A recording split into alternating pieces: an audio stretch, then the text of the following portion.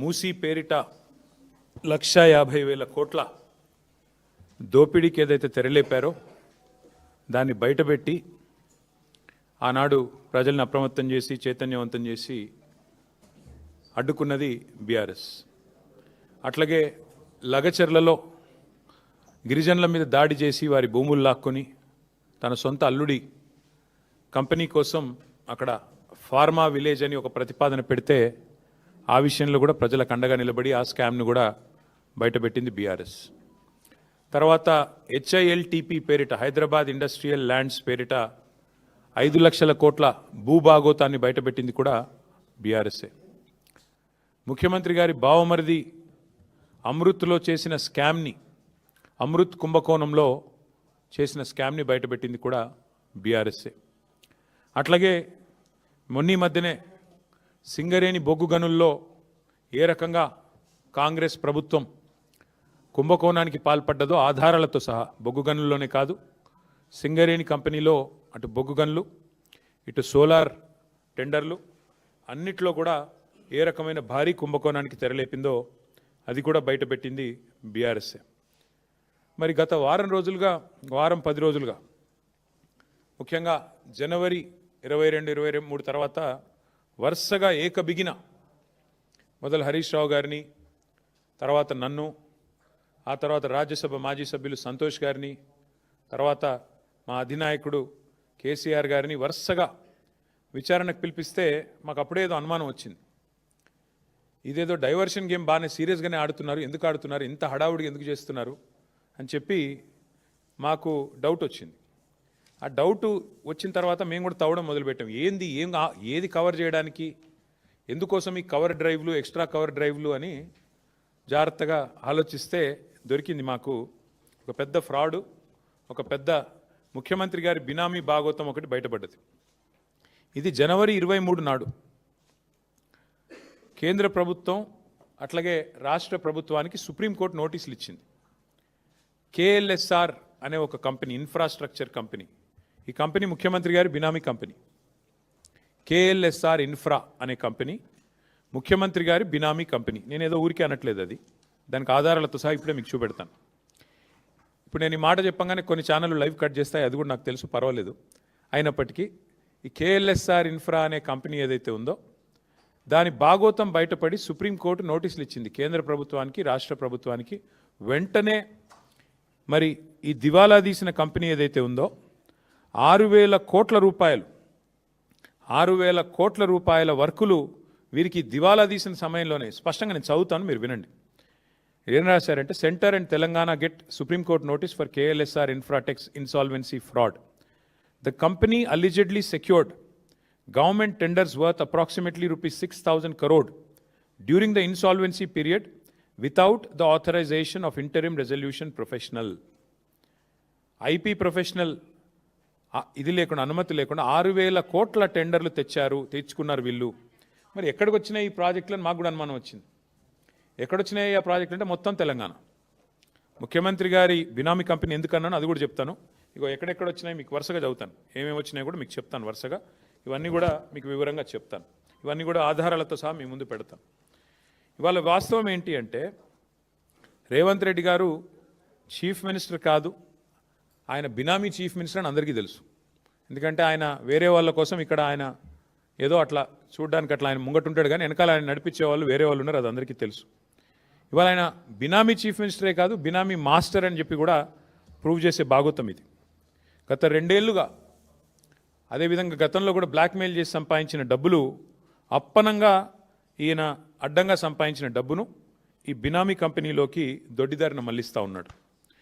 CM సీట్లో కూర్చుని ఇవాళ తన బినామీ కంపెనీకి 1,000 కోట్ల ప్రాజెక్టులు, ఇప్పుడే నేను చెప్పిన ప్రాజెక్టుల పేర్లు కూడా చదువుతాను. ఎక్కడెక్కడ ఇచ్చారా ఆ ప్రాజెక్టులు అంటే మీరు గమనిస్తే, కొడంగల్ లిఫ్ట్ ఇరిగేషన్ మీకు చదివి వినిపిస్తాను, మొత్తం వినిపిస్తాను, మీరు వినండి, కొద్దిగా సావధానంగా వినండి. ఇది ఎట్లా బినామీ కంపెనీ అని మీరు అడగొచ్చు. ఇగో ఇది 2018 సెప్టెంబర్ 27 నాడు రేవంత్ రెడ్డి గారి మీద, ఆయన బంధువుల మీద, ఆయన దగ్గరి వారి మీద ఐటీ రైడ్స్ జరిగినాయి. ఇది టైమ్స్ ఆఫ్ ఇండియా రిపోర్ట్. ఇది రేవంత్ రెడ్డి గారి మీద ఐటీ రైడ్లు జరిగితే ఎవరెవరి మీద జరిగినాయి అంటే, ఆ రోజు ఆయనకు 2018 సెప్టెంబర్ 27 ఆ రోజు ఏమేం చెప్పారంటే ఐటీ వాళ్ళు కూడా సాయి మౌర్య ఎస్టేట్స్ అనే కంపెనీ వాళ్ళ బ్రదర్ ఇన్ లో అది వాళ్ళు సరిగ్గా ట్యాక్స్ పే చేయట్లేదు. అట్లాగే IT personnel suspect KLSR infratech and max infra India are 2 companies being used to transfer money to Bhupal infra in the name of sub contract works. Despite having no links with Sai Maurya, KLSR is plowing money into real estate deals. ఈ KLSR infra అనే company ఎందుకు బినామీ అంటున్నా అంటే ఇది ఒక ఆధారం. ఐటీలో ఆనాడు ఐటీ రేడ్లోనే స్పష్టంగా వారు అనుమానం వ్యక్తం చేసి ఈ కంపెనీ బినామీ అని. ఇక రెండో ఆధారం రేవంత్ రెడ్డి గారు తిరిగే కారు ఇది. ఆయన ఫోటో చూడండి, ఇందులో కారులో ఆయన ఉన్నాడు. ఆయన కారు నెంబరు TS07FF0009. ఇది ఆయన ముఖ్యమంత్రి కాకముందు తిరిగిన కారు. ఈ కారు ఎవరికి రిజిస్టర్ అయింది అనుకున్నారు? ఈ కారు ఎవరికి రిజిస్టర్ అయిందయ్యా అంటే రిజిస్టర్ అయింది కేఎల్ఎస్ఆర్ ఇన్ఫ్రాటెక్ అనే కంపెనీకి. ఆయన తిరిగే సొంత కారు, ఆయన వాడే సొంత కారు. ఆ కారులో ఆయన ఫోటో కూడా ఉంటుంది చూడండి. సో అంటే దాదాపు ఇది 2.5 కోట్లు విలువ చేసే కారు, ల్యాండ్ క్రూజర్. ఆ కారు మరి కేఎల్ఎస్ఆర్ అనే కంపెనీ ఈయనకెందుకు కొనిచ్చింది అంటే ఐటీ వాళ్ళు సమాధానం చెప్పారు. ఎందుకంటే ఈయన డబ్బులు అన్నకెళ్ళి ఇళ్ళకి వస్తూ ఉన్నాయి పెద్ద ఎత్తున. ఈయనకు సంబంధించిన భూపాల్ ఇన్ఫ్రా అనే కంపెనీకి అందులోంచి కేఎల్ఎస్ఆర్ అనే కంపెనీలకు వెళ్ళి వరుసగా మరి ఇట్లా డబ్బులు పంపుతా ఉన్నారు, రియల్ ఎస్టేట్ డీల్స్ చేస్తూ ఉన్నారు. సరే ఇది జరిగింది.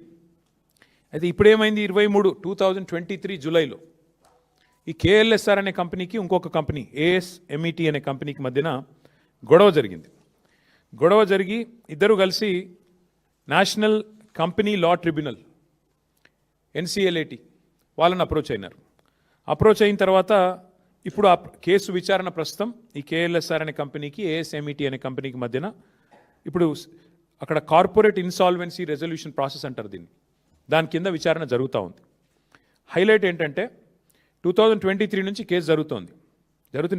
ఈ కంపెనీ ఎంత దుర్మార్గమైన కంపెనీ చెప్పడానికి రేవంత్ రెడ్డి గారికి ఎన్ని అపసవ్య బుద్ధులు ఉన్నాయో ఈ కంపెనీ నడిపే వారికి కూడా అన్ని అపసవ్య బుద్ధులే ఉన్నాయి. 2025 ఆగస్టు 13 అంటే పోయిన సంవత్సరం ఆగస్టు 13 నాడు జస్టిస్ శరద్ కుమార్ గారు NCLAT జడ్జ్ ఎవరైతే ఈ డిస్ప్యూట్ని ఈ కేఎల్ఎస్ఆర్ అనే కంపెనీ ఇంకో కంపెనీ మధ్యన గొడవని చూస్తున్నారో ఆయన ఏమన్నాడు, నాకు ఫోన్లో మెసేజ్ వచ్చింది.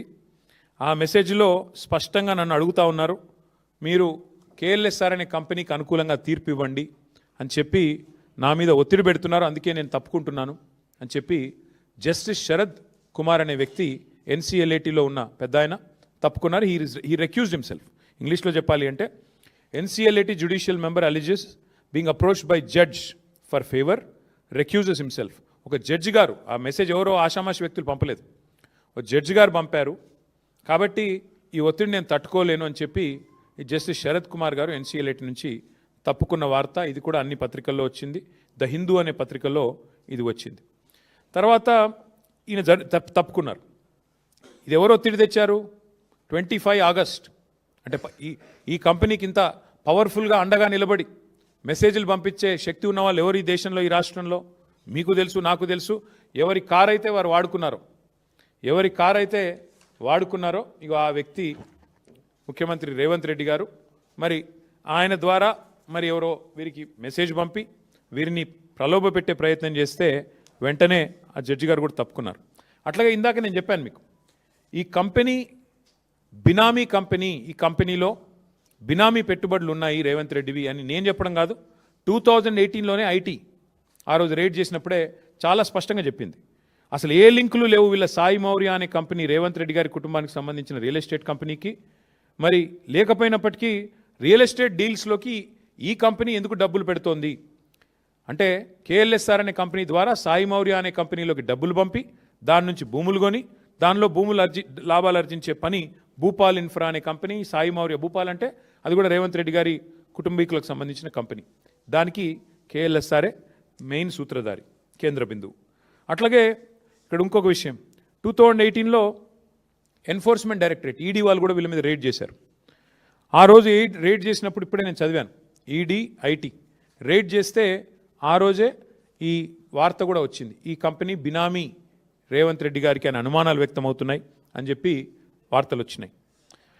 ఈ అనుమానం వ్యక్తం చేయడానికి ఇప్పుడే నేను చెప్పాను, ల్యాండ్ క్రూజర్ వెహికల్ ఏదైతే రేవంత్ రెడ్డి గారు బాహాటంగా తిరిగేటాడో అది కంపెనీ కొనిచ్చిందే. అట్లాగే ఈ మధ్యనేదో దొంగతనం బయటపడే వరకు మార్చినట్టున్నారు. ఇంకా విచిత్రం ఏంటంటే ఇక రేవంత్ రెడ్డి గారు ముఖ్యమంత్రి కాగానే వీళ్ళకి రెక్కలు వచ్చినాయి.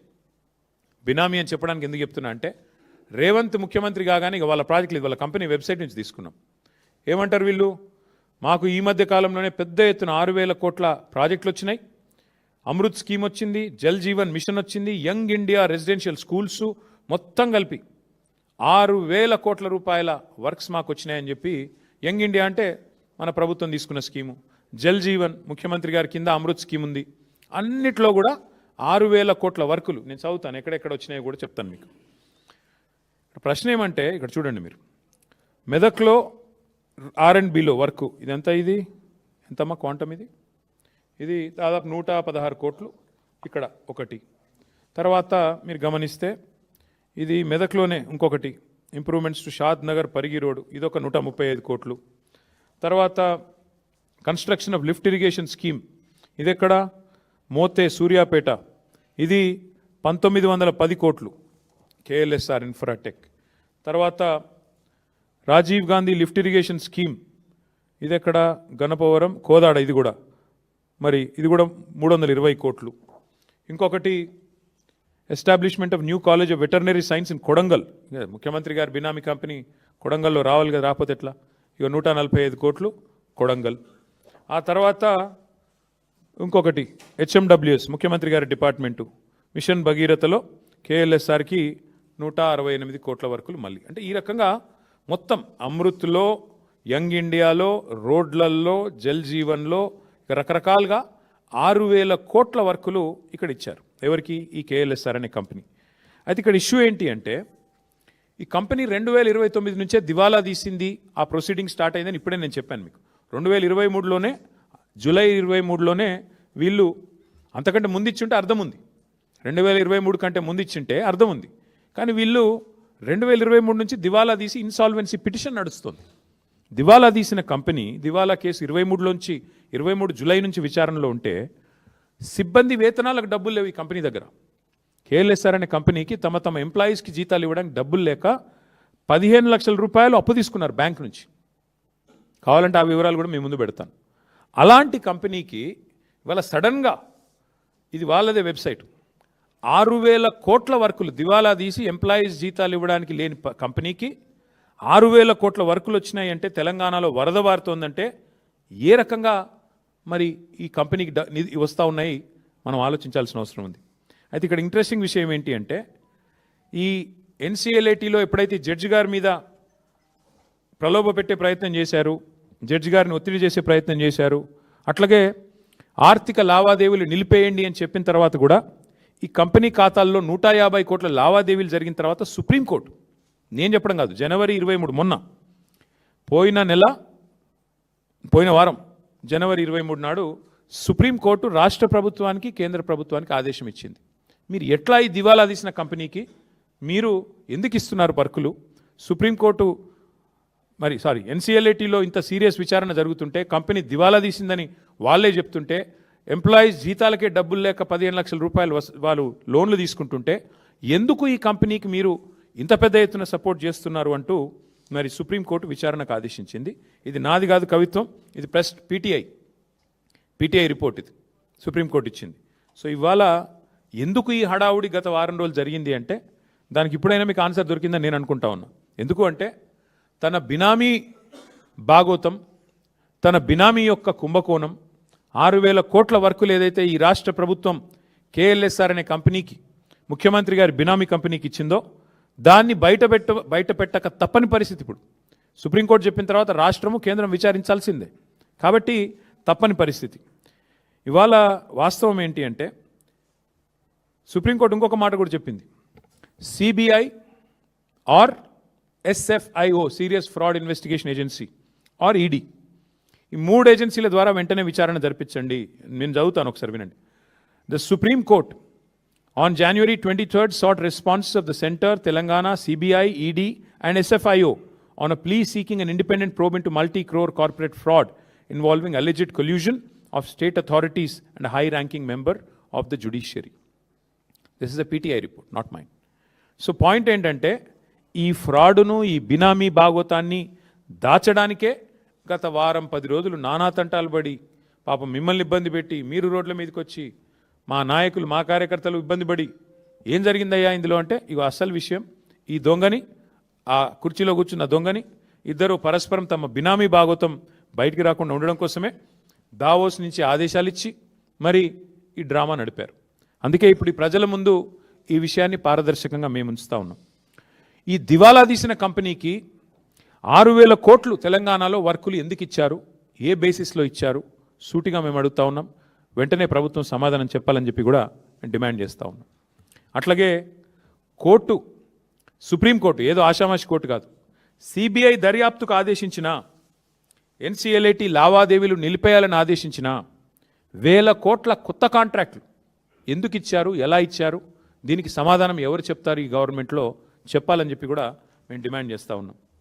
అసలు వాస్తవం ఏంటంటే ముఖ్యమంత్రి గారు చెప్పాలా, ఎందుకంటే ఆయన డిపార్ట్మెంట్లు ఇవన్నీ, ఆయన కాన్స్టిట్యున్సీలో ఆయన డిపార్ట్మెంట్లో ఇన్ని 1,000 కోట్ల టెండర్లు. ఈ సంస్థ మీద రేవంత్ రెడ్డి గారు ఆయన నిజంగానే ఆయన బినామీ కాకపోతే దివాలా తీసిన కంపెనీ మీద ఎంత ఆసక్తి ఎందుకు ఆయనకి? కమిషన్ల కోసమా, పార్ట్నర్షిప్పా, ఏంటిది అక్రమ సంపాదన మరి అందులోకి తోయడానికా? ఎక్కడెక్కడో కాదు కదా, ఆయన సొంత కాన్స్టిట్యున్సీలో కాలేజీల నిర్మాణం, స్కూళ్ళ నిర్మాణం, కోదాడలో లిఫ్ట్ ఇరిగేషను, తర్వాత తాగునీటి ప్రాజెక్టులు, రోడ్లు, ఒకటి కాదు 6,000 కోట్లు. అదేవిధంగా కంపెనీ ఓపెన్గా వెబ్సైట్లోనే చెప్తోంది కదా, మాకు ఇగో ఇన్ని వర్కులు వచ్చినాయని. ఇది కూడా చూడండి, ఇగో మీరు షాద్ నగర్ టు పరిగి రోడ్, ఇది కొడంగల్ కాన్స్టిట్యున్సీ, దీనికి 185 కోట్లు, దీనికి కూడా వారికే డబ్బులు ఇచ్చారు. ఇంకా చాలా ఉన్నాయి అట్లా చెప్తే, ఇంకేమున్నాయి? ఇగో ఇది కూడా ఇంకోటి రోడ్డు, దాదాపు 116 కోట్లు, ఇంకొక రోడ్డు, ఇట్లా చాలా ఉన్నాయి, కావాలంటే మీకు అంతా ఇస్తాం మీకు. అంటే ఇక్కడ అన్నిటికన్నా ముఖ్యమైన ప్రశ్న, మరి దివాలా తీసిన ఈ కంపెనీ బ్యాంక్ గ్యారంటీలు ఎడికెళ్ళి ఇచ్చింది? ప్రభుత్వం బయట పెట్టాలి, ఇప్పుడు చెప్పాలా ఏ రకంగా ఈ కంపెనీ బ్యాంక్ గ్యారంటీలు పెట్టింది, ఎక్కడి నుంచి తెచ్చి పెట్టింది? రూపాయి లేని కంపెనీ, జీతాలకు బ్యాంక్ లోన్ తీసుకునే కంపెనీ ఉద్యోగుల కోసం, మరొకవైపు దివాలా ప్రక్రియ జరుగుతున్న సమయంలో ఆర్థిక లావాదేవీల మీద నిషేధం ఉన్నప్పుడు 100 కోట్ల బ్యాంక్ గ్యారంటీలు ఈ కంపెనీ ఎట్లా సమర్పించింది? దీనికి ఎవరు అండగా నిలబడ్డారు గవర్నమెంట్లో? ఎవరి ఆదేశాల మేరకు ఇన్ని 1,000 కోట్ల వర్కులు ఈ కంపెనీకి వచ్చాయి? ఇది ఖచ్చితంగా రాష్ట్ర ప్రభుత్వ పెద్దలు సమాధానం చెప్పి తీరాలి. ఇంకొక మాట కూడా నేను ఈ సందర్భంగా చెప్పాలి.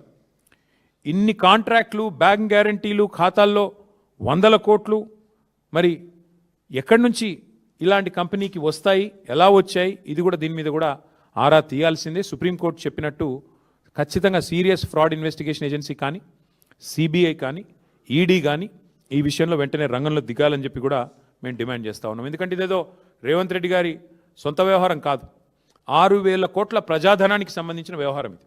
అందుకే ఇది కంపెనీ వ్యవహారమో కంపెనీ ఇష్యూో కాదు, ఇది ప్రభుత్వము, ప్రజల ధనము, న్యాయ వ్యవస్థను దుర్వినియోగం చేసి ఆఖరికి ఒక న్యాయమూర్తిని కూడా ఒత్తిడికి లోన్ చేసిన ఒక దుర్మార్గమైన కేసు. కాబట్టి తప్పకుండా వెంటనే స్పందించాలి ప్రభుత్వం అని మేము డిమాండ్ చేస్తూ ఉన్నాం.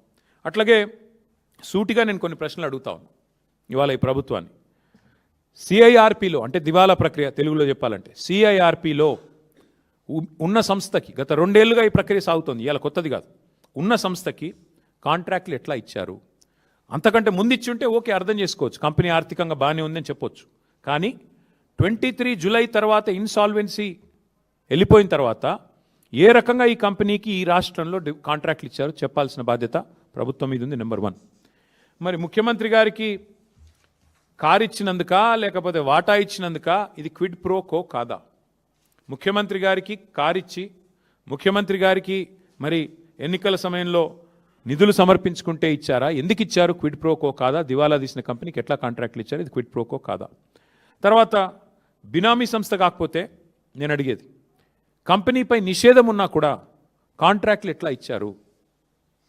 ఈ కంపెనీకి ఎలా వచ్చినాయి కాంట్రాక్టులు ఇట్లా ఇన్సాల్వెన్సీలో ఉన్నప్పుడు అనేది ఇంకో ప్రశ్న. మరి మనీ లాండరింగ్ జరగకపోతే బ్యాంక్ ఖాతాలన్నీ స్తంభింపజేసిన తర్వాత 100 కోట్లు ఎట్లా వచ్చినాయి? ఆలోచించండి. అట్లాగే ఖచ్చితంగా ఈ విషయంలో సీఎం పాత్ర ఏంది తేలాల్సిందే. అసలు సీఎం గారికి ఈ కంపెనీకి ఉన్న సంబంధం ఏంటి తేలాలి. అట్లాగే మా పార్టీ నుంచి కొన్ని డిమాండ్లు కూడా ఇవాళ ప్రభుత్వానికి పెడతా ఉన్నాం. తక్షణమే సుప్రీంకోర్టు ఈ ఆదేశం ఇచ్చిన తర్వాత తదుపరి మీకు ఏమైనా కనీసం సిగ్గు లజ్జా ఉంటే వెంటనే కేఎల్ఎస్ఆర్ కంపెనీకి ఈ రాష్ట్రంలో ఇచ్చిన ప్రతి కాంట్రాక్ట్ రద్దు చేయాలి అని డిమాండ్ చేస్తూ ఉన్నాం. అట్లాగే ప్రస్తుతం ఏదైతే వర్క్స్ జరుగుతున్నాయో తక్షణమే వాటిని నిలిపేయాలని చెప్పి కూడా డిమాండ్ చేస్తూ ఉన్నాం. దాంతోపాటు సుప్రీంకోర్టు విచారణ పూర్తయ్యేదాకా, సుప్రీంకోర్టు ద్వారా ఆదేశించబడ్డ విచారణ పూర్తయ్యేదాకా ఈ కంపెనీకి ఎట్టి పరిస్థితుల్లో ఈ రాష్ట్రంలో మరొక వర్క్ కూడా ఇవ్వకుండా బ్లాక్ లిస్ట్లో పెట్టాలని చెప్పి కూడా డిమాండ్ చేస్తూ ఉన్నాం. అన్నిటికన్నా మించి, మా డిమాండ్ అన్నిటికీ మించి, అసలు ఈ బినామీ భాగోతం వెనకాల ఉన్న వ్యవహారం మొత్తం మీద సిబిఐ, ఈడీ లేదా ఎస్ఎఫ్ఐఓ సుప్రీంకోర్టు ఆదేశాల మేరకు వెంటనే రంగంలోకి దిగాలి. జనరల్గా ఒక రాష్ట్రంలోకి సిబిఐ, ఈడీ రావాలంటే మొన్న కిషన్ రెడ్డి గారు మహానుభావుడు చెప్పాడు, కొత్త విషయం మాకు తెలియదు. రాష్ట్ర ప్రభుత్వం కోరుకుంటే మేము విచారణకు ఆదేశిస్తామని చెప్పాడు. ఎవడైనా దొంగ నన్ను పట్టుకోండా అని చెప్పి పోలీస్ స్టేషన్ పోయి కంప్లైంట్ ఇస్తాడా? కానీ ఇక్కడ ఏమైంది, సుప్రీంకోర్టు ఆల్రెడీ చెప్పింది, ఇక తప్పించుకోలేడు కిషన్ రెడ్డి కూడా. సుప్రీంకోర్టే చెప్పింది సిబిఐ రంగంలో దిగండి, ఈడీ రంగంలో దిగండి, ఎస్ఎఫ్ఐఓ రంగంలో దిగండి అని చెప్పింది. సుప్రీంకోర్టు సెంటర్కి నోటీస్ ఇచ్చింది, స్టేట్కి నోటీస్ ఇచ్చింది.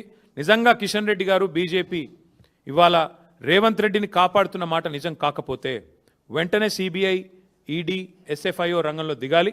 ఈ బినామీ భాగోతం, కేఎల్ఎస్ఆర్ భాగోతం వెంటనే విచారణ ప్రారంభించి చర్యలు తీసుకోవాలని చెప్పి మేము డిమాండ్ చేస్తూ ఉన్నాం. తీవ్రమైన అవకతవకలు, ఆర్థిక కుంభకోణం, క్రిమినల్ కుట్ర, అధికార దుర్వినియోగం, వీటన్నిటి మీద, మనీ లాండరింగ్ మీద, ముఖ్యమంత్రి గారి పాత్ర మీద కూడా సిబిఐ, ఈడీ వెంటనే విచారణ చేయాలని చెప్పి కూడా మేము డిమాండ్ చేస్తూ ఉన్నాం. దీని మీద వేగంగా స్పందించాల్సిన బాధ్యత ఖచ్చితంగా కేంద్ర ప్రభుత్వం మీద ఉంది. ఇప్పటికే మీకు నోటీస్ ఇచ్చి మరి సుప్రీంకోర్టు 10 రోజులు అయింది. మేము 10 రోజుల తర్వాతే మాట్లాడుతున్నాం. మీరు స్పందిస్తారేమో అనుకున్నాం, స్పందించలేదు. అందుకే స్పందించాల్సిన బాధ్యత మీ మీద ఉంది కాబట్టే మీకు గుర్తు చేయడానికే మరి ఇవాళ ఈ ప్రెస్ మీటు. మరి మధ్యలో ముఖ్యమంత్రి గారు దావోస్లో మాయమయ్యారని కూడా వార్తలు విన్నాం. మాయమై సడన్గా 4-5 రోజుల తర్వాత ఎక్కడో తేలారు. ఆ 4-5 రోజులు ఎక్కడ పోయారో ఎవరికీ తెలియదన్నారు. మరి ఇట్లాంటి రహస్య కార్యకలాపాలు చక్కబెట్టడానికా, మరి తమ బినామీ సంస్థలతో మరి భాగోతాలు చేయడానికా, దేనికి పోయారో వారు చెప్పాలా? ఈ డబ్బులు గతంలో మీరు గుర్తుండాలి, మీకు ఉత్తమ్ కుమార్ రెడ్డి పీసీసీ ప్రెసిడెంట్గా ఉన్నప్పుడు, రేవంత్ రెడ్డి పీసీసీ ప్రెసిడెంట్గా ఉన్నప్పుడు ఇలాంటి చాలా ఆరోపణలు చేశారు. ఆధారాలు లేకుండా నోటికి ఎంత వస్తే అంత మాట్లాడినారు. కానీ ఇవాళ మేము ఆధారాలతో సహా మాట్లాడుతున్నాం. ఆధారాలతో సహా పూర్తి స్థాయి బాధ్యత గల ప్రతిపక్షంగా మాట్లాడుతున్నాం. ఈ కుంభకోణం మీద వెంటనే, కేఎల్ఎస్ఆర్ కుంభకోణం మీద వెంటనే కేంద్ర ప్రభుత్వం స్పందించాలి. సిబిఐ, ఈడీ, ఎస్ఎఫ్ఐఓ 3 రంగంలో దిగాలి. సుప్రీంకోర్టు ఇచ్చిన ఈ ఆదేశాన్ని వెంటనే అమలు చేయాలి. కేఎల్ఎస్ఆర్కి ఇచ్చిన ప్రతి ప్రాజెక్టు రద్దు చేయాలి. కేఎల్ఎస్ఆర్ విషయంలో సమగ్ర విచారణ చేయాలని చెప్పి డిమాండ్ చేస్తూ, మరి ఈ విషయాన్ని దయచేసి పత్రికా మిత్రులకు కూడా నా రిక్వెస్ట్, మీకు కూడా చాలా ఒత్తిళ్లు వస్తాయి. ఈరోజు 10 రోజుల కింద ఈ వార్త వచ్చినా తెలుగులో ఒక్క పత్రిక రాయలేదు, ఒక్క పత్రిక కూడా రాయలేదు. ఇది పీటీఐ రిపోర్ట్, నాది కాదు. కానీ ఎందుకో మరి ఒక్క పత్రిక కూడా రాయడానికి ఇష్టపడలేదు. ఒక సియాసత్ పత్రిక రాసింది, కానీ తెలుగు వాళ్ళు ఎవరు రాయలేదు. నేను మా పత్రికా మిత్రులను కూడా కోరుతా ఉన్నా, ఇలాంటి తీవ్రమైన ఆర్థిక నేరగాళ్లను మరి 4th ఎస్టేట్గా ఉన్న మీరు పట్టించుకోకపోతే, మీరు కూడా వీళ్ళని పట్టుకోకపోతే డెఫినెట్గా వాళ్ళు మరింత చెలరేగిపోతారు, మరింత పెట్టరేగిపోతారు. కాబట్టి మీరు కూడా దయచేసి ప్రజల దృష్టికి దీన్ని తీసుకొని రావాలని సోషల్ మీడియా ద్వారా కూడా మా మిత్రులు, మా సోషల్ మీడియా వారియర్స్ కూడా నా విజ్ఞప్తి. మీరు కూడా తప్పకుండా ఈ విషయాన్ని ప్రతి ఒక్కరికి తెలిసే విధంగా వివరంగా, ఎందుకంటే కొంత కాంప్లికేటెడ్ సబ్జెక్టు, బినామీ భాగోతము 6,000 కోట్లు, కొంత విడమర్చి చెప్పాలని ఇంత డీటెయిల్గా చెప్పిన. కాబట్టి ఇవన్నీ కూడా పత్రికాముఖంగా మరి మీరు కూడా ప్రచురించాలని కోరుతూ మీ అందరికీ థ్యాంక్ యూ. బంధుత్వం ఉందా లేదా కనబడుతూనే ఉంది కదా బ్రదర్. ఇప్పుడు నువ్వు నాకు ఏం కనెక్షన్ లేకుండా ల్యాండ్ క్రూజర్ కొనిస్తావా? నీ కార్లో నేను తిరుగుతానా? ఏం బంధుత్వం లేదే, ఏం భాగోతం లేదే. కొనిచ్చిందేం సైకిల్ కాదు, కొనిచ్చిందేం చిన్న ఆటో కాదు, ల్యాండ్ క్రూజర్ అనే టొయోటా ల్యాండ్ క్రూజర్ అంటే ఎంత, దగ్గర 2.5 కోట్ల విలువ చేసే వాహనం. అలాంటి వాహనం ఏం సంబంధం లేకుండా, ఏం బంధుత్వం లేకుండా, ఏం బాధరాయన సంబంధం ఏదో ఒకటి లేకుండా ఉత్తగానే కొనిస్తారా? మళ్ళీ నిన్నటిదాకా ముఖ్యమంత్రి తిరిగింది కదా, ముఖ్యమంత్రి అయ్యేదాకా.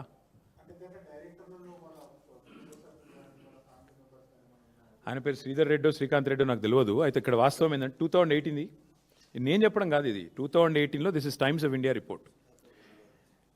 ఆయన సుధాకర్ రెడ్డి గారని senior journalist Times of India రాశారు ఈ రిపోర్ట్. ఏం రాసినారు అందులో?